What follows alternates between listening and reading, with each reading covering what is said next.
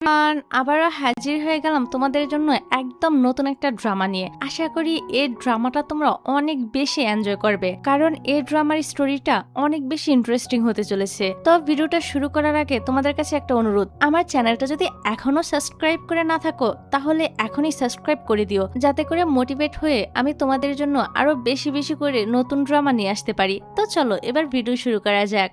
এই ড্রামার শুরুতেই আমাদেরকে বলা হয় ৬০০ বছর ধরে যোজনের রাজবংশ কোরিয়ার শাসন করত। অনেক রাজা এসেছে আবার চলেও গিয়েছে, ধীরে ধীরে তাদের শাসনও এখন শেষ হয়ে গিয়েছে। তারা এখন কোরিয়ার এলিট লেয়ারে পড়ে, মানে খুব ধনী পরিবার। সময় বদলেছে, সবকিছুই বদলে গিয়েছে আধুনিক রূপে। তবে এই আধুনিক যুগেও রাজবংশ আছে, তবে তারা এখন রাজদণ্ড নয়, চালায় ক্ষমতা, প্রভাব আর কর্পোরেট সাম্রাজ্য।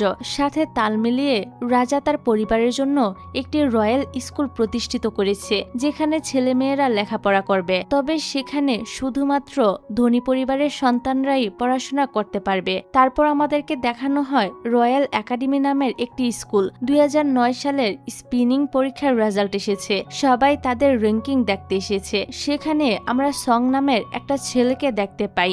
সে এক লয়াল ফ্যামিলির সদস্য। সে তাড়াতাড়ি এসে ক্লাসের র্যাঙ্কিং বোর্ডটা চেক করছিল। সেখানে সং দেখতে পায় সে দ্বিতীয় হয়েছে, আর প্রথম হয়েছে হিজু নামের একটা মেয়ে। এই দেখে সং এর তো অনেকটা রাগ হচ্ছিল। তখনই এন্ট্রি হয় আমাদের গল্পের নায়িকা হিজুর। হিজু এসে সংকে টিটকারি মেরে বলতে থাকে, তুই তো বলেছিলি এবার আমাকে হারাবি, কিন্তু তুই তো এবারও আমাকে হারাতে পারলি না, আবারও দ্বিতীয় হলি। সং বলে, আসলে তুই আমাকে দেখে ভয় পাচ্ছিলি, ভাবছিলি আমি তোর জিতটা কেড়ে নিব, তাই তো এত বেশি পরিশ্রম করেছিলি। হিজু হাসতে হাসতে বলে, মনে হয় তোর কাছে প্রশ্নগুলো একটু বেশি কঠিন মনে হয়েছে। এখন হেরেছিস সেটা মেনে নিলেই হয়, এত বেশি কথা কেন বলছিস? প্রতিবারই এরকম বড় বড় কথা বলিস, কিন্তু ঠিকই হেরে যাস। এসব শুনে তো সং তাকে ব্যক্তিগতভাবে আক্রমণ করে আর বলে, তুই নিজের জায়গাটা ভুলে যাস না, তুই আমাদের মতো রয়্যাল ফ্যামিলি থেকে বিলং করিস না, তাই নিজের সীমার মধ্যে থাক। হিজুও কম না, তাচ্ছিল্য সুরে বলে, আরে রয়্যাল ফ্যামিলির ছেলে, নিজের মুখ এবার বন্ধ কর, নয়তো একদিন আমার হাতে মার খাবি। এই বলে সে তার শার্টটা ঠিক করে বলে, ইউনিফর্মটাও তো ঠিকভাবে পরে আসিসনি। এই বলে হিজু চলে যায়। পরের সিনে আমরা হিজুকে প্রিন্সিপালের অফিস রুমে দেখতে পাই, কারণ ওকে প্রিন্সিপাল ডেকেছিল। এখানে প্রিন্সিপাল প্রথমে হিজুর অনেক প্রশংসা করে, তারপর হিজুকে জিজ্ঞাসা করে, তোমার তো জানাই আছে রাজা সাহেব এই স্কুলটা কেন বেছে নিয়েছিলেন? হিজু বলে, হ্যাঁ, যাতে সবাই সমান সুযোগ পেয়ে থাকে। কথার মাঝেই তাকে থামিয়ে দিয়ে প্রিন্সিপাল বলতে থাকে, এটা তো আমরা সবাই জানি এটা কে আবিষ্কার করেছে। তিনি আরো বলে, রাজাদের যুগে জন সিং যদিও সে কোনো ভালো মহিলার ছেলে ছিল না, তবু সে অনেক বেশি বুদ্ধিমান ছিল, আর সেই এই কাপটা বানিয়েছে। এই বলে প্রিন্সিপাল তো হিজুকে এই কাপটা গিফট করে দেয়। আসলে প্রিন্সিপাল হিজুকে ইঙ্গিত করে এই কথাগুলো বলেছিল। তো কেন প্রিন্সিপাল হিজুকে এরকম হিন্টস দিয়ে কথা বলেছে সেটা আমরা একটু পরেই জানতে পারবো। তো কাপটা হাতে নিয়ে হিজু অনেকটা রেগে বাইরে বের হয়ে আসে, আর যাওয়ার পথে সে কাপটা ফেলে দিয়ে সেখান থেকে চলে যায়। এখান থেকে সিনটা বর্তমান সময়ে চলে আসে। এখন আমরা হিজুকে একজন সফল বিজনেস ওম্যান এবং ক্যাসেল বিউটি নামক একটি কসমেটিক্স ব্র্যান্ডের সিইও হিসেবে দেখতে পাই। সে অত্যন্ত উচ্চবিলাসী এবং বুদ্ধিমতী, কিন্তু তার একটি বড় পরিচয় হলো সে একজন প্রভাবশালী ধর্নাঢ্য পরিবারের অবৈধ সন্তান। সমাজে সম্পদ থাকলেও আভিজাত্যের অভাব সে সবসময় অনুভব করে। এখানে সে কোম্পানির ডিরেক্টরদের সাথে মিটিং করছিল, সেখানে সে সবাইকে গালাগালি দেয়, কারণ তাদের সেল তাদের প্রতিদ্বন্দ্বীদের থেকে একটু কমে গিয়েছিল। এক ডিরেক্টর বলে ওঠে, তবে আমরা এখনো ইন্ডাস্ট্রির লিডার এবং র্যাঙ্কিং নাম্বার 1-এ আছি। অন্যদিকে আমাদের প্রতিদ্বন্দ্বী তো কোম্পানির চিপ ট্রিক্সটা ইউজ করেছে, লঞ্চ ইভেন্টের নামে 50% ছাড় দিয়েছে এবং একজন ফেমাস সেলিব্রিটির সাথে অ্যাড বানিয়ে সবকিছু ভাইরাল করেছে। হিজু বলে, তবে আমরা তাদের কাছে হার মানব না, এখন আমি তাদের নিজেদের খেলায় তাদেরকেই হারাবো। ওই সেলিব্রিটি আমাদের অফার ফিরিয়ে দিয়েছে, তাই তো এখন আমি ওর পুরো গোষ্ঠী খুঁজে বের করব। তার কিছু না কিছু উইক পয়েন্ট তো অবশ্যই খুঁজে পাবো, তারপর ওর সঙ্গে কি করব সেটা তোমরা সবাই দেখো। তারপর হিজু তাদের প্রোডাক্টও অর্ধেক দামে দিয়ে দিতে বলে, যাতে করে সোল্ড আউটের ভয়ে মানুষ আরো বেশি তাড়াতাড়ি করে কিনতে শুরু করে আর তাদের সেলস অনেক গুণ বেড়ে যায়। ডাইরেক্টর বলে, যদি আমরা এমনটা করি তাহলে তো আমাদের লস হয়ে যাবে। হিজু বলে টাকা তো আমার, তাই লস হলে আমার হবে। এখন আমি যা বলেছি তোমরা তাই করো, তোমরা শুধু আমার কথা মতো কাজ করো, বাকিটা আমি দেখে নিচ্ছি। তখনই হিজুর সেক্রেটারি সে এসে বলে, ম্যাম আজ আপনাকে রয়্যাল কিং এর জন্মদিনের সেলিব্রেশনে যেতে হবে, আর সময় মতো ওইখানে পৌঁছানোর জন্য আমাদেরকে এখনই বের হতে হবে। হিজু এবার সবাইকে বলে, আজ আমি প্যালেসে যাচ্ছি, তাই আমি আমার কোম্পানির জন্য অনেক বড় একটা অপরচুনিটি তৈরি করতে যাচ্ছি, তোমরা সবাই এটার জন্য প্রস্তুত থেকো। সবাই জিজ্ঞাসা করে আমাদেরকে কি করতে হবে। হিজু বলে, সব জায়গায় শুধু আমার কোম্পানির নাম আর আমার নাম ছড়িয়ে পড়বে। আর্টিকেল লিখতে হবে এমন ভাবে যেমন ক্যাসেল গ্রুপের উত্তরাধিকারীকে রাজা সাহেব তার জন্মদিনের পার্টিতে ইনভাইট করেছে, এইরকম চকচকে হেডলাইন চালাতে থাকবে। এটা বলে সে প্যালেসে যাওয়ার জন্য এখান থেকে বের হয়ে যায়। রাস্তায় তো সেক্রেটারি জিজ্ঞাসা করে, আপনি কি সত্যি ক্যাসেল গ্রুপের উত্তরাধিকারী হতে চান? হিজু বলে, না, কিন্তু বলতে তো আর মানা নেই, তাই আমি বলে দিয়েছি, হয়তো সত্যি হয়েও যেতে পারে। তারপর সিনটা কাট হলে আমাদেরকে রাজপ্রাসাদ দেখানো হয়। আধুনিক যুগের প্রাসাদে তরবারির জায়গায় এখন বন্দুক রয়েছে। রাজকুমার তো গোসল করছিল, দাসীরা দরজার বাহিরে দাঁড়িয়ে তাকে ডাকছিল, কিন্তু তার তো কোনো পাত্তাই পাওয়া যাচ্ছিল না। তখনই রাজপুত্র ইয়ানের সেক্রেটারি এখানে আসে। এই সেক্রেটারির নাম হলো হিয়ন। সে এসে সব দাসীকে এখান থেকে চলে যেতে বলে, আর ইয়ানকে ডাকলে ইয়ান তার ডাকে সাড়া দেয়। তারপর আমাদের রাজপুত্র ইয়ানকে দেখানো হয়, সে তো সারা রাত শিকার করে এখনই ফিরে এসেছে।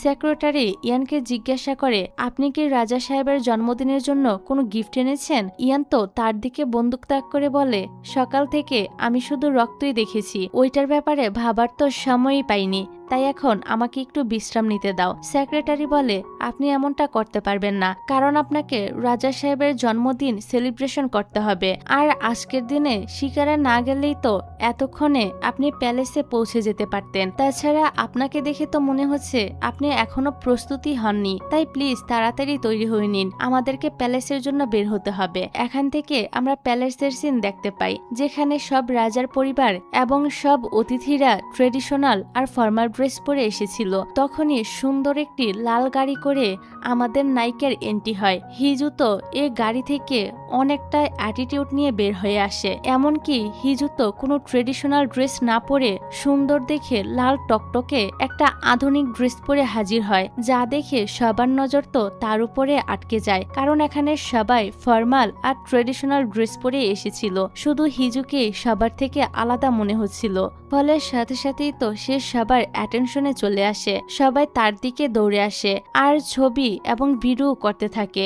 সাথে সাথেই সে ভাইরাল হয়ে যায়। রিপোর্টাররা বলতে থাকে, হিজু তো সত্যি লাল ড্রেস পরে চলে এসেছে, তবে প্যালেসে রাজা ছাড়া আর কেউই লাল ড্রেস পরতে পারে না। হিজু বলে সে সবার থেকে আলাদা, এই বলে সে তো একটা ফ্রাইকিস দিয়ে সেখান থেকে চলে যায়। অন্যদিকে তার টিম তো পুরোদমে তার ছবিগুলো ভাইরাল হেড নিউজ দিয়ে পাবলিক করতে শুরু করে। হিজুর ভিডিওর ছবি সব জায়গাতে এমনভাবে ভাইরাল হয় যে তার কোম্পানির প্রোডাক্টগুলো সাথে সাথেই সোল্ড আউট হয়ে যায়। তারপর আমরা প্রাসাদের ভিতরের সিন দেখতে পাই, যেখানে সবাই কারো না কারোর সাথে ছিল, শুধু হিজুই একা একা দাঁড়িয়ে ড্রিঙ্কস করছিল। তখনই হিজুর পিছনে থাকা 3 জন মহিলা তার সম্পর্কে অনেক আজে বাজে কথা বলতে থাকে, যে এই মেয়েটা তো ক্যাসেল গ্রুপের দ্বিতীয় মেয়ে। আরেক মহিলা বলে, এই মেয়ে তো চেয়ারম্যানের অবৈধ মেয়ে, যার কথা 10 বছর পর্যন্ত কেউ জানতোই না, তাই বলাই যায় এই মেয়েটি আসলে চেয়ারম্যানের অবৈধ মেয়ে। এই মেয়ের ড্রেসিং সেন্স দেখিয়ে বোঝা যায় এই মেয়ে যে কোন জায়গা থেকে বিলং করে। একজন অবৈধ মেয়ের কাছ থেকে এর থেকে আর বেশি কি বা আশা করা যায়? এর না আছে কোনো সম্মান, না আছে পরিবারের খেয়াল। এসব শুনে হিজুর তো অনেক বেশি রাগ হয়। সে নিজের ড্রিঙ্কস শেষ করে গ্লাসটা ভেঙে পিছনে ঘুরে তাকায়। এই দেখে মহিলাগুলো তো একটু ভয় পেয়ে যায়। তখনই হিজু হেসে তাদেরকে চিয়ার্স বলে। এই দেখে 3 জন মহিলাই সেখান থেকে কেটে পড়ে। তখনই হিজুর সৎ ভাই তেজু এসে হিজুকে একটু টিস করে বলে, তোমার কোম্পানির সেলস তো অনেক বেশি কমে গিয়েছে। হিজু বলে, তুমি নিজের কোম্পানির চিন্তা করো আর আমরা সামনে থেকে সরে যাও। সৎ ভাই বলে, আমি তোমার বড় ভাই, একটু সম্মান তো করতেই পারো। মানুষগুলো একদম ঠিক কথাই বলেছে, তোমার আদব কায়দা কিছুই নেই। হিজু বলে, তুমি সম্মানশীল হলেই হবে। আর কোম্পানি সেলসের কথা যদি বলি, তোমার মতো সস্তা চাল চালানোর আমার কোনো দরকার নেই। নিজের ক্ষতি করে কোম্পানির সেল বাড়ানোর মতো মেয়ে আমি না। তাছাড়া আমার কোম্পানি আজও শীর্ষেই আছে, যেখানে তুমি কখনই পৌঁছাতে পারবে না। সৎ ভাই বলে, তুমি যা কিছুই করো না কেন নিজের পরিচয় তো আর লুকাতে পারবে না, তাই কোম্পানির সিইও হলেও তুমি কিন্তু অবৈধ সন্তান থেকেই যাবে। হিজু তখন অনেকটা রেগে তার সৎ ভাইয়ের টাইটা অনেকটা টাইট করে বলে, তুমি অনেক বেশি বকবক করছো। তখনই প্রাসাদের এক লেডি সবাইকে ভিতরে যাওয়ার জন্য ডাকতে থাকে। সবাই টেবিলে এসে বসে পড়ে, তবে খাবার খাওয়া শুরু করতে পারে না, কারণ তখনও সেখানে প্রিন্স ইয়ান আসেনি। তবে সবার সামনে রাজা বসেছিল, যার বয়স ছিল মাত্র 8 বছর। এই পিচ্ছি ছেলেই ছিল এখানে রাজা। তার পাশেই বসেছিল এর রাজার মা, মানে রানীমা। আর রাজার বাম পাশের সিংহাসনটা খালি ছিল, যেখানে ইয়ান এসে বসবে। আর ইয়ান হলো একজন লিঙ্কিং, যার অর্থ হচ্ছে রাজ্যের দেখাশোনা করা। রাজা যেহেতু এখন অনেকটাই ছোট, তাই রাজার পক্ষ থেকে গ্র্যান্ড প্রিন্স ইয়ানই সব কাজের দেখাশোনা করে। আর সম্পর্কে ইয়ান এই ছোট্ট রাজার কাকা হয়। রাজা ছিল ইয়ানের বড় ভাইয়ের ছেলে, আর এ রাজার মা হলো ইয়ানের ভাবি। তো কিছুক্ষণ অপেক্ষা করার পর ইয়ান তো শিকারের ড্রেস পরে সেখানে গ্র্যান্ড একটা এন্ট্রি মারে। ইয়ানকে দেখে রানীমায়ের মুখ যেন কিছুটা অন্যরকম হয়ে যায়। ইয়ানকে দেখে সবাই উঠে দাঁড়ায়। ইয়ানকে আসতে দেখে ছোট্ট রাজাও অনেক বেশি খুশি হয়ে যায়। তবে রানীমা তো ইয়ানকে জিজ্ঞাসা করে সে এ জজে উপহার দিয়েছে, আপনারা কি এ পোশাকটা পছন্দ করেননি? পিচ্ছি রাজা বলে ওঠে, চাচু তোমাকে এটাতে অনেক বেশি সুন্দর দেখাচ্ছে। রানীমা বলে, তবু তুমি ইভেন্টের কথা ভেবে সে অনুযায়ী পোশাক পরে আসলে বেশি ভালো হতো। এবার ইয়ান সবাইকে খাওয়া দাওয়া করতে বলে। তবে খাওয়ার সময় হিজু তো শুধুমাত্র ইয়ানকেই দেখে যাচ্ছিল। খাওয়া দাওয়া শেষ করে সবাই বাইরে এসে সেলিব্রেশন শুরু করে দেয়। কোরিয়াতে আজকের রাতভর রাজার জন্মদিন উদযাপন করা হবে। এসব দেখে রাজা নিজেও অনেক বেশি খুশি ছিল। রাজা তো তার জন্মদিন উপলক্ষে আজকে কিছু উইশ করে, আর সেগুলো লিখতে থাকে, যেখানে সে তার মায়ের সুস্থতা কামনা করছিল, চাচা ইয়ানের সুস্থতা কামনা করছিল এবং পুরো জনগণের জন্য সুখের কামনা করছিল। এদিকে হিজু লেকের কাছে এসে ফায়ারওয়ার্কস দেখছিল। তখনই তার সামনে ইয়ান আসে। ইয়ানকে দেখে হিজু আবারও ইয়ানের দিকে অপলক দৃষ্টিতে তাকিয়ে থাকে। তারপর এক মন্ত্রী হিজুকে দেখে তার সাথে কথা বলতে আসে। এখানে মন্ত্রী হিজুর অনেক বেশি প্রশংসা করে, কারণ হিজুর নেতৃত্বে তাদের কোম্পানি অনেক বেশি এগিয়ে যাচ্ছে। সাথে তিনি আরো জিজ্ঞাসা করে, তুমি এই ড্রেসটা এখানে ইচ্ছে করেই পরে এসেছো তাই না? কারণ তুমি জানো প্যালেসে লাল রং পরা নিষেধ। হিজু বলে, এত কিছু তো আমি জানি না, তবে আমি কি কোনো আইন ভঙ্গ করেছি? মন্ত্রী বলে, একটু সাবধানে থেকো, তা না হলে কিন্তু ঝামেলায় পড়তে পারো। একটু পর দেখা যায় ইয়ানের কাছে একজন এসে জিজ্ঞাসা করছে, তুমি এখানে একা কি করছো? কাউকে কিছু না বলে এখানে কেন চলে এসেছো? ইয়ান মজা করে বলে, তুমি কি আমাকে নিয়ে ভয় পাচ্ছ যে কেউ আমাকে মেরে ফেলবে? বলে, না, আমি তো চিন্তা করছি আপনার সেক্রেটারিকে নিয়ে, সে তো আপনাকে নিয়ে সারাক্ষণই চিন্তা করতে থাকে। ইয়ান তখন হঠাৎ করে জিজ্ঞাসা করে বসে, তুমি কখন বিয়ে করছো? সে বলে, হঠাৎ করে বিয়ের কথা কোথা থেকে এলো? আর আমাকে বিয়ে করিয়ে এখান থেকে কি তাড়িয়ে দেওয়ার প্ল্যান করছো নাকি? ইয়ান বলে, আরে না, বরং উল্টোটা হবে, তোমার বিয়ে নয় বরং আমার বিয়ের কথা বলছি। ভাবি তো প্রতিদিনই আমার বিয়ের জন্য আলাদা আলাদা মেয়ের প্রস্তাব পাঠাচ্ছে। এইসব দেখে মনে হয়েছে খুব তাড়াতাড়ি আমার বিয়ে হয়ে যাবে, তাই প্রাইম মিনিস্টার হিসেবে তোমাকেই তো সব দায়িত্ব পালন করতে হবে, কারণ 8 বছর বয়সের রাজা সাহেব তো আর নিজের সবকিছু সিদ্ধান্ত নিতে পারবে না। তাই এখনো পর্যন্ত আমি যে সব কাজ করি সে সবকিছু তোমাকেই সামলাতে হবে। লোকটি বলে, আমি একাই সব কিছু করতে পারবো না। ইয়ান বলে, তাহলে আমার ভাবিকে থামাও, তুমি তোমার পাওয়ার ব্যবহার করো। রয়্যাল ফ্যামিলির নিয়ম অনুযায়ী রয়্যাল বিয়ের জন্য রয়্যাল ক্যাবিনেটের অনুমতি লাগে, তাই ভাবি যখন আমার বিয়ের প্রস্তাব নিয়ে যাবে তখন তুমি তোমার পাওয়ার ব্যবহার করে সবাইকে মানা করে দিবে। এটা বলে সে চলে যায়।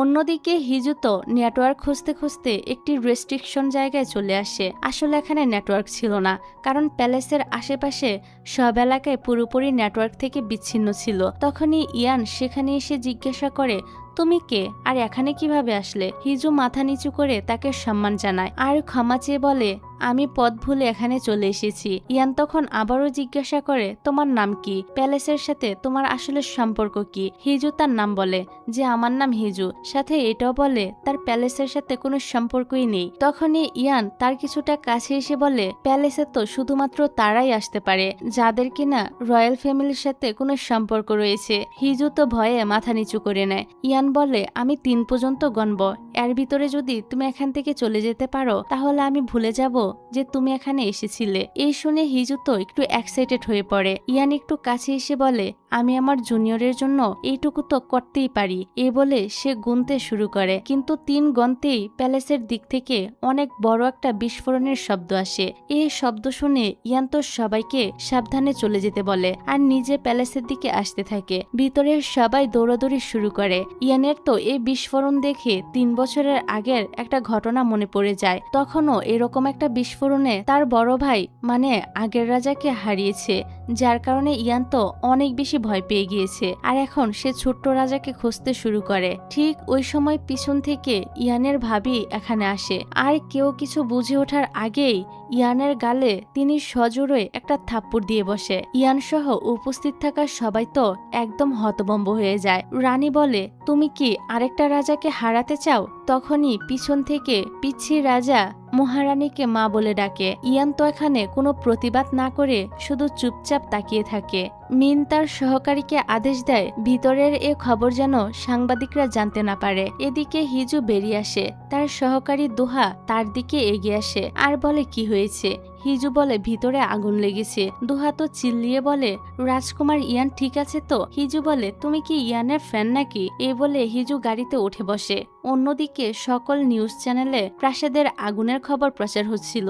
দোহা তো হিজুকে বলে, রাজকুমার ইয়ান কি তোমাকে হয়রানি করেছে? হিজু বলে, আমাকে হয়রানি করবে এমন সাহস কার আছে? দোহা বলে, তাহলে তুমি ইয়ানকে এত অপছন্দ কেন করো? তখন হিজুর মনে পড়ে যে যখন সে স্কুলে পড়তো তখন সে তীর নিয়ে মাঠে প্র্যাকটিস করছিল। তো রাতের বেলা সে লুকিয়ে যখন তীর ছুটতে থাকে তখনই সব লাইট একসাথে জ্বলে ওঠে। হিজু পিছনে তাকিয়ে ইয়ানকে দেখতে পায়। তাকে দেখে পালিয়ে যেতে চাইলে ইয়ান জানায় পালিয়ে গেলেও তাকে শাস্তি পেতেই হবে। ইয়ান এগিয়ে আসে আর তার নাম এবং ক্লাস সম্পর্কে জানতে চায়। হিজু সবকিছু বলে। ইয়ান বলে, এত রাতে তীর প্র্যাকটিস করা তো ঠিক না, এটা অপরাধ, এই জন্য তোমার কাছ থেকে পয়েন্ট কেটে নেওয়া হবে। হিজু বলে, আমি মোটেও অপরাধ করিনি, কয়েকদিন পরেই তীরন্দাজ অনুষ্ঠান, আমার এখনো প্র্যাকটিস করা বাকি আছে, তাই আমি এসেছি এখানে প্র্যাকটিস করতে। তাছাড়া আমি এই চাবি সং এর কাছ থেকে চুরি করেছি, সে এটা নিয়ে অনেক বড়াই করত, সেও তো স্টুডেন্ট, তবে তার কাছে কেন এই চাবি থাকবে? তাছাড়া আমি যে অন্যায় করেছি তুমিও এই একই অন্যায় করেছো। ইয়ান তখন তার মতিপত্র বের করে হিজুকে দেখায়। হিজু বলে, তুমি এটা কিভাবে পেলে? আমরা চাইলে তো দিত না, তুমি এত সহজে কোথা থেকে পেলে? তারপর দুজনে কিছুক্ষণ কথা কাটাকাটি করে আর সেখান থেকে চলে যায়। এরপর থেকেই হিজু ইয়ানকে পছন্দ করে না। এখান থেকে সিন কাট হলে দেখা যায় ইয়ান কিছু লিখছে। তখন রানী তার কাছে আসে। রানী অনেকক্ষণ কোনো কথা ছাড়াই বসে থাকে। ইয়ান জানতে চায়, কি বলতে এসেছেন বলেন। রানী বলে, আসলে গতকালের ঘটনার জন্য আমি ক্ষমা চাইতে এসেছি। ইয়ান বলে, ক্ষমা চাইতে হবে না, আমি কিছু মনে করিনি। রানী বলে, গতকাল রাতে বিস্ফোরণ দেখে আমি হুঁশে ছিলাম না, আমার মনে হচ্ছিল রাজাকে নিয়ে কেউই চিন্তা করে না। 3 বছর আগে রাজা মানে তোমার ভাইও আগুনে পুড়ে মারা গিয়েছিল, এখন আবার একই ঘটনা ঘটাতে আমি তো অনেক বেশি ভয় পেয়ে গিয়েছিলাম। ইয়ান চুপ করে তার ভাবির কথাগুলো শুনছিল। রানী আরো বলে, সবাই তো শুধু আপনাকে শ্রদ্ধা করে, আপনার বিশ্বাস আর বুদ্ধিমত্তা দেখে অন্য সবাই আমাদের বিনিয়োগ করে। ছোট্ট রাজাকে নিয়ে তো কারোর কোনো চিন্তাই নেই, এক কাজ করুন, আপনি রাজার মুকুটটি নিয়ে নেন। ইয়ানের তখন ছোটবেলার স্মৃতি মনে পড়ে যায়। সে পরীক্ষা একবার 100 নাম্বার পেয়ে খুশিতে তার বাবাকে দেখাতে আসে, কিন্তু তার বাবা খুশি তো হয়ই না, উল্টো রাগান্বিত কণ্ঠে বলতে থাকে, এসব তুচ্ছ বিষয়ে এত খুশি হওয়ার কিছুই নেই, আজ থেকে আমি তোমার নতুন উপাধি দিলাম, তুমি হলে গ্র্যান্ড প্রিন্স, ক্রাউন প্রিন্সের রাস্তায় কখনই বাধা হবে না। ইয়ান বড় হওয়ার পরেও মহারাজা তাকে একই কথা বলেছিল আর তাকে সবসময় ক্রাউন প্রিন্সের বাধা হতে নিষেধ করে। এখান থেকে সিন আবারও বর্তমানে চলে আসে। ইয়ান রানীকে বলে, আপনি কি চান? রানী বলে, আমি চাই তুমি ছোট্ট রাজার পাশে সবসময় থাকো।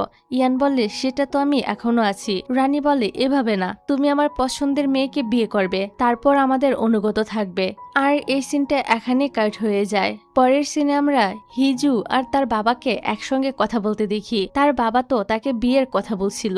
হিজু বলে, আমি এমন কাউকে বিয়ে করতে চাই না যে পদে আমার থেকেও ছোট। আমি একটা কোম্পানির সিইও। আমার এমন কাউকে লাগবে যে আমার মতো মর্যাদাবান। তখনই সেখানে তার সৎ ভাই আর সৎ ভাইয়ের ওয়াইফ চলে আসে। তেজু এসে তো হিজুকে বলতে থাকে, আমরা তোমার বিয়ের অনেক চেষ্টা করেছি, সব পাত্রই তো এগিয়ে আসে, কিন্তু তোমার বিস্তারিত শোনার পর কেউই তো আর তোমাকে বিয়ে করতে রাজি হয় না, তাই তো নিচু স্তরের ছেলেকে দেখতে হচ্ছে। তাদের কথা শুনে হিজু বুঝতে পারে এই সবকিছুর পিছনে তেজু আর তার বউয়েরই পরিকল্পনা রয়েছে। হিজু অনেকটা রেগে যায় আর বলে, বুঝতে পারছি এসব কিছুর পিছনে তোমাদেরই হাত রয়েছে, আমার তোমাদের মতামত চাই না। তখন হিজুর বাবা তাকে থামতে বলে। উনি হিজুকে বলে, তুমি কি বিয়ে করতে চাও না? হিজু বলে, আমি অবশ্যই বিয়ে করতে চাই, কিন্তু আমার চেয়ে নিচু কোনো ছেলেকে না। আমার সাথে সৎ থাকুন বাবা, উত্তরাধিকারী থেকে বঞ্চিত করার জন্য আমার সাথে এমনটা করবেন না। প্রথমে তো অবৈধ সন্তানের ট্যাগ দিয়েছেন, তার উপর এমন একটা গাধা ভাই আমার কপালে জুটেছে,